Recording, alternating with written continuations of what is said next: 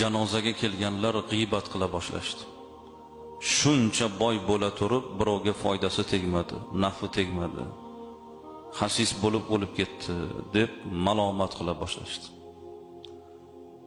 Keyin bir odam o'rnidan turdi-da, jamoaga yuzlanib aytdiki: "Muhtaram azizlar, hozir men ko'rmoqdamanki, sizlar hali janozasi o'qilmagan odamni, marhumni go'shini yemoqdasizlar.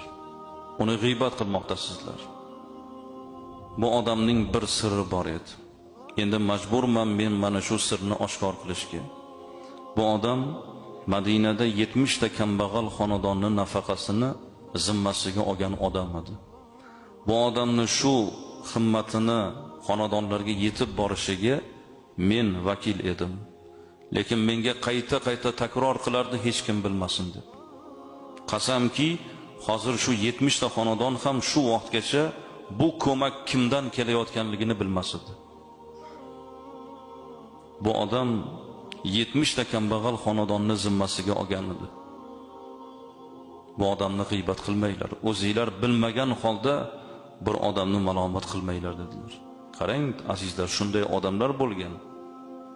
Zimmasida, yelkasida shuncha ish bo'lgan, manfaat, lekin birovga aytmagan, birov bilmagan, hattoki o'sha ko'mak kelayotgan odam ham bilmagan.